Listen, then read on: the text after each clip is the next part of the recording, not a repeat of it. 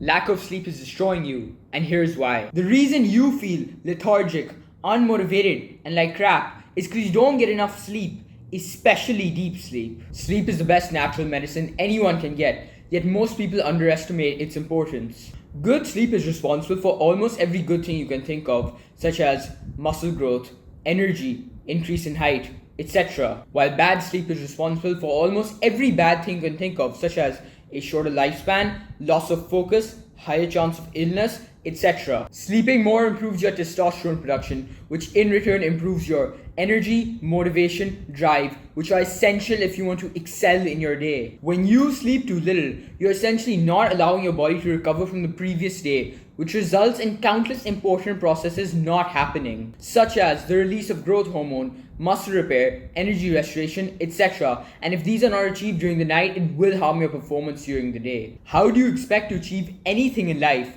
if you don't even have enough energy? You are literally better off sleeping a few hours extra than trying to get various tasks done, such as studying, because your brain's not even operating at full capacity when you're sleep deprived. Anyone who says they love sleeping late are liars, because deep down, they know they hate it. I truly believe every single one of you watching this video right now can improve their sleep, no matter how difficult it may seem. I want you to answer me honestly.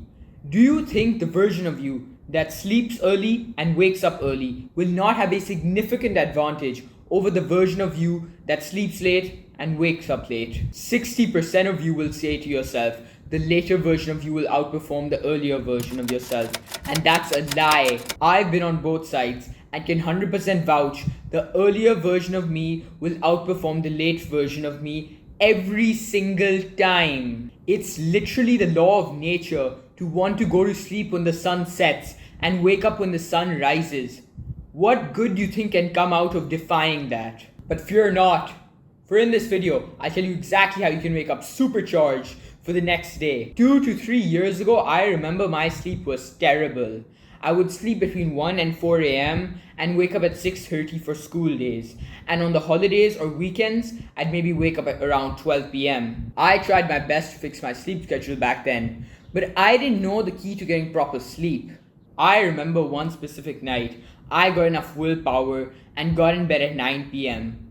I lay awake till 3 a.m. with restless legs and a hyperactive mind, till I finally fell asleep and woke up late the next day. Once more. This was a shocking experience for me, which made me feel helpless, as all I wished for was to sleep early, as I started to hate staying up late at night, because it made me feel like I had no control over my own life. Luckily, around a year ago, I started to obsess over sleep and watched countless educational videos on how to improve your sleep. And fast forward to today, the morning I'm writing the script for this video, I slept at 9:30 p.m. and woke up at 5:30 a.m. supercharged for the day. Ever since I've improved my sleep, I have exponentially improved my willpower, decision making, gym progress, work efficiency, etc. I'm the happiest I've ever been in my life. And I wish the same for you. Many people think just getting a lot of sleep is important, when in reality, it's quality of sleep, timing of sleep, and other factors that influence sleep. Ideally, you should be sleeping between the 8 p.m. and 8 a.m. window, getting around 7.5 hours to 10.5 hours per night. Because sleeping too late links directly to an increase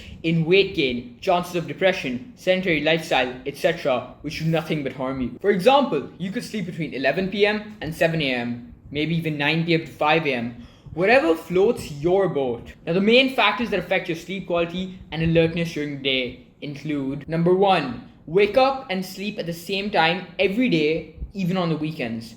Now, this is essential to align your inner circadian clock that you're supposed to wake up at this time and sleep at this time. When we change it up and sleep at different times, it ruins our inner clock, which is why sometimes we feel tired on certain days, even if we get enough sleep. Number 2, when you wake up, don't grab your phone. It may seem tempting, but don't do it. When we wake up, we have to accomplish the hardest tasks first thing in the morning. So what we want to do is focus on doing tasks 3, 4, and 5 instead. Now, number 3, as soon as you wake up, try and get sunlight as early as possible. It has to be outside, not through a window or a windshield. This sunlight allows our eyes to understand that it's morning time, and it causes a rise in cortisol levels, which allow us to wake up. Number 4, when we wake up, we should get physical activity as soon as possible.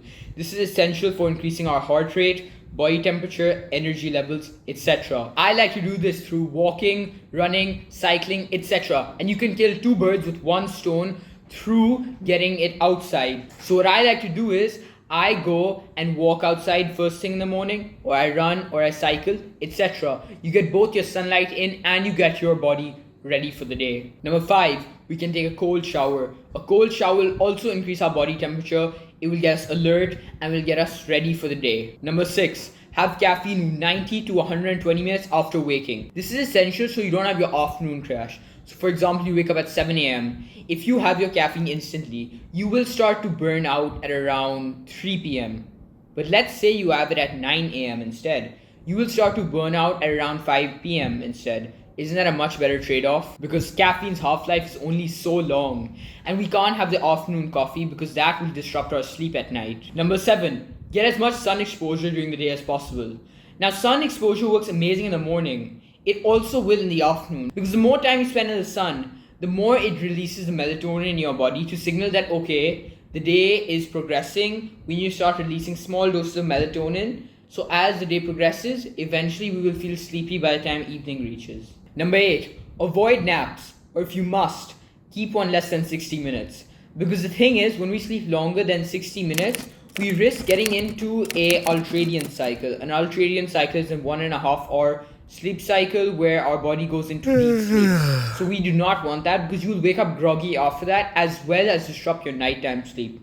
Keep in mind your nap should also be maybe during the noon time. If you go later than that, you risk ruining your sleep at night. Number 9, get enough physical activity during the day so you actually can sleep at night.